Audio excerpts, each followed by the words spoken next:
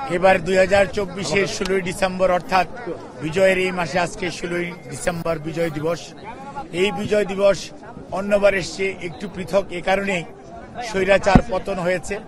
যারা সত্যিকার অর্থে স্বৈরাচার পালিয়ে গেছে এবং স্বৈরাচার পালিয়ে যাওয়ার কারণে আজকে দেশের মানুষ বুক ভরে শ্বাস নিতে পারছে, কথা বলতে পারছে এবং আজকের এই সাভার জাতীয় স্মৃতিসৌধের ব্যাপক মানুষের উপস্থিতি প্রমাণ করে যে মানুষ কতটুকু তার মনোযাতনায় মনোকষ্টে ছিল, তার ভাব প্রকাশের তার যে প্রতিকূলতা প্রতিবন্ধকতা ছিল সেটি আজকে নেই। না থাকার কারণেই আজকে জনতার ঢল নেমেছে এই জাতীয় স্মৃতিসৌধে। কাজে আজকে বিজয়ের এই দিনে আমরা শ্রদ্ধা জানাই শহীদ রাষ্ট্রপতি জিয়াউর রহমান, আমাদের স্বাধীনতার ঘোষক সহ সকল মুক্তিযোদ্ধা যারা এই দেশের স্বাধীনতার জন্য, পতাকার জন্য, আমাদের মানচিত্রের জন্য, আমাদেরকে একটি স্বাধীন বাংলাদেশ উপহার যাওয়ার জন্য আত্মাহুতি দিয়েছেন, শহীদ হয়েছেন, তাদের আত্মার মাগফিরাত কামনা করি। যে সকল মা বোনেরা তাদের সম্ভ্রমের বিনিময়ে আমাদের এই অর্জন, তাদেরকে শ্রদ্ধা জানাই। সর্বোপরি 36শে জুলাই 5ই আগস্ট করতে যে বিগত 15.5 বৎসর এবং গত 1.5 মাসে যে হাজার হাজার নেতা কর্মী শহীদ হয়েছে, শাহাদত বরণ করেছে ছাত্র জনতার আন্দোলনেও, তাদের সবাইকে আমরা শ্রদ্ধার সঙ্গে স্মরণ করি। পঙ্গু হয়েছে, আহত হয়েছে 30,000-এর অধিক ছাত্র জনতার সদস্য, রাজনৈতিক নেতা কর্মী, তাদেরকে আমরা শ্রদ্ধা জানাই। আর সর্বোপরি আজকে আমাদের শপথ নেওয়ার দিন।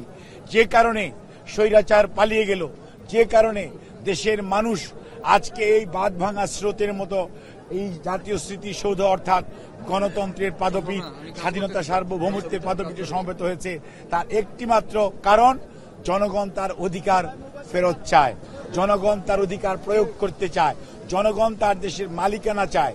সেজন্যই আগামী দিনে যত দ্রুত অন্তর্বর্তীকালীন সরকার যত দ্রুত জনগণের মালিকানা জনগণের হাতে ফেরত দেওয়ার ব্যবস্থা করবেন, তত বাংলাদেশের বিরুদ্ধে যত ষড়যন্ত্র চলছে সকল ষড়যন্ত্র বেড়াজাল ছিন্ন করে বাংলাদেশ সামনের দিকে এগিয়ে যাবে।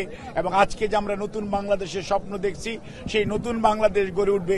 জনগণের নির্বাচিত আগামী দিনের প্রতিনিধি তারাই সিদ্ধান্ত নেবে বাংলাদেশ কোন দিকে যাবে, বাংলাদেশের আগামী ভবিষ্যৎ কি হবে।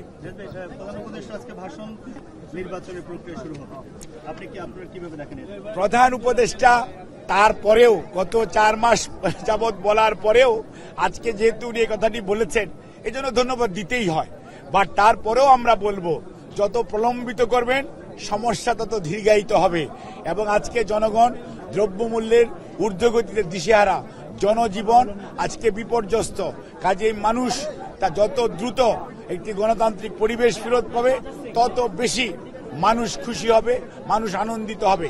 কাজে প্রধান উপদেষ্টা ওনার বক্তব্য দিয়েছেন, রাজনৈতিক নেতৃবৃন্দ সহ এই বাংলাদেশের মালিকানা শুধু তো তত্ত্বাবধায়ক সরকারের কাছে না, এই দেশের মালিক এই দেশের জনগণ, তারাই সিদ্ধান্ত নিবে কত দ্রুত আগামী জাতীয় নির্বাচন অনুষ্ঠিত হবে।